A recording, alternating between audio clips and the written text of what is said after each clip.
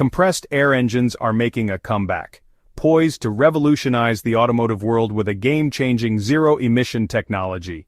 Picture this, a new engine design that could outshine both traditional internal combustion engines and electric vehicles in terms of fuel economy and eco-friendliness. Despite their modern reappearance, compressed air engines aren't entirely new. They trace their roots back to the 19th century during the Second Industrial Revolution. The mirai system, an early pioneer, used a single piston to expand compressed air, which was then reheated in a hot water tank before entering the engine. This ingenious setup improved vehicle range and saw use in trams and mine locomotives. However, with the rise of fossil fuels, this technology fell by the wayside. Fast forward to the 21st century, and renewed interest in this technology has emerged. In the early 2010s, companies like Peugeot reignited the compressed air engine's potential by developing hybrid vehicles like the Peugeot 208. These prototypes combined internal combustion engines with compressed air technology, achieving an impressive 141 miles per gallon. The vehicle could switch between air power for acceleration and gasoline for cruising, offering versatility and efficiency. The Peugeot 208 featured a dual powertrain system, a gasoline engine and a compressed air system. The latter included a tank below the boot, a low-pressure chamber near the rear axle, and a hydraulic system in the engine bay. This setup allowed for the quick recharging of compressed air, whether through braking or using the engine. Although these vehicles were experimental, they showcased the potential of compressed air engines and drew attention from other manufacturers like GM. Today's compressed air engines have evolved significantly. Unlike the mirai system's single-stage design, modern engines are piston-driven and operate at much higher RPMs. Springs now handle piston movement, and traditional water heaters have been replaced with more consistent air heaters. This leap forward marks a promising new chapter for compressed air technology. You might wonder how the initial cylinder movement is performed, since there would be virtually no energy before the engine starts running. That's simple. These engines are connected to a small electric motor that turns them on and performs a similar function to what a starter and alternator do in a regular car. This is more or less how the modern compressed air engine operates. While compressed air technology might seem promising and tempting, these engines are not without their problems. One of the first and probably the biggest problems you'll encounter is efficiency. Even today, these engines remain extremely inefficient in every way possible. A modern vehicle outfitted with a contemporary compressed air engine would only be good for 80 miles of range at best, which is completely unacceptable. This makes regular city commutes seem like a challenge, let alone driving on longer trips. Since these compressed air vehicles will be running on air alone and not as hybrid air versions of regular cars, refilling the tank by braking will take much more than 10 seconds, making this practice quite impractical. While you could argue that due to the abundance of air refilling won't be a problem, the truth is that it will be. You will have to meticulously plan your trips to ensure you have enough fuel from refill to refill, which is not pleasant. Furthermore, because pressurized air has a low energy density, you shouldn't expect the vehicles that utilize this technology to be very potent, especially compared to EVs or turbocharged gasoline or turbo diesel engines. Additionally, due to the lighter components that they heavily rely on, these engines will also have virtually non-existent torque, making them not very utility-friendly. They will also need to run at high RPMs, which is a huge problem when an engine doesn't run on liquid fuel. Introducing lubricants into the chamber is far more complex than you'd think, resulting in premature wear and considerably shorter lifespans. What's the point of saving a few bucks initially if you end up spending more on increased maintenance? There is also the question of safety. Pressurized air can be extremely dangerous if the tanks are punctured or damaged. This makes such engines and powertrains less safe than regular gasoline or diesel engines. However, this isn't a primary concern, as electric vehicles and LPG-powered cars are also hazardous in such situations. This is why we still believe that compressed air engines have a place in the future of the automotive industry.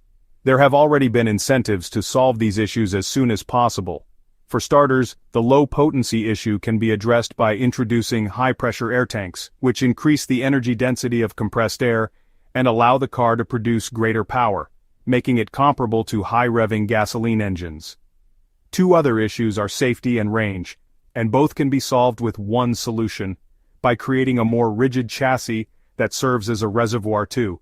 Using materials such as carbon would be ideal, as it would allow the car to remain light, improving range, while also being more structurally rigid than steel or aluminum. Unfortunately, carbon is extremely expensive for regular cars, which is why manufacturers might have to opt for thermoplastics, a solid and cheaper alternative.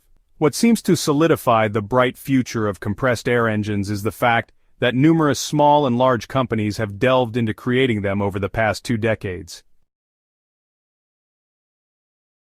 For example, an Australian company engineered rotary engines powered by compressed air. This engine, known as the Di Pietro motor, has been featured in various documentaries and has already seen some limited use with boats and burden carriers. It can also be used in cars. Apart from this, Armando Russi patented his own version of the engine back in 1990, and his prototype car managed to cover 60 miles on a single tank. Ironically, this car was practically assembled in a shed, which makes us wonder how good these engines will be once they are widely adopted. So, with that in mind, will we see the widespread adoption of compressed air engines? The widespread adoption of compressed air engines is an iffy topic, to say the least. On the one hand, we could see the adoption of such engines as soon as the next couple of years. If they continue to develop as they are now, we could honestly see these engines getting limited automotive use by 2030. Plus, companies all over the world are already searching for alternatives to regular fuel sources and lithium-ion batteries, as they are extremely harmful to the environment. Toyota's hydrogen fuel cell vehicles have been an interesting option. While they weren't as successful as Toyota expected them to be, they remain a notable engineering venture. By that logic, using air as your propellant would be even more beneficial, as it literally doesn't need to be stored, nor does it cost virtually anything, making it one of the best engines one could ask for. By that logic, using air as your propellant would be even more beneficial, as it literally doesn't need to be stored, nor does it cost virtually anything, making it one of the best engines one could ask for. Furthermore, the rising interest in revolutionary zero-emission engines exists because whoever manages to bring a power plant to market that is incredibly revolutionary will be able to set a foothold in the automotive world. By establishing this foothold, the company could dominate over others, automatically acquiring the crown for themselves. Imagine the public reaction if we finally got a zero-emissions engine that cost literal pennies to run. Everyone would want it. Well, not exactly everyone. The truth is that oil, and now lithium, cost quite a lot of money, which brings in significant revenue for many companies and corporations. As a result, switching to a completely renewable and incredibly easy to acquire and produce fuel source like air would be problematic for them, as they would lose the substantial money revenue they're making now. It is no coincidence that oil is also known as black gold, and that countless conflicts have been waged for oil, despite large companies like Stellantis and GM being open to re-exploring the compressed air engine. Only theoretical discussions and talks have emerged. If this wasn't enough proof of external interference in the automotive world, look at the sodium battery. This battery type solves virtually every problem that lithium-ion batteries have, most notably ecology and price, yet you'll rarely hear about them or their development due to how unprofitable they are for large battery corporations. Thankfully, some companies are fighting against these large oil companies.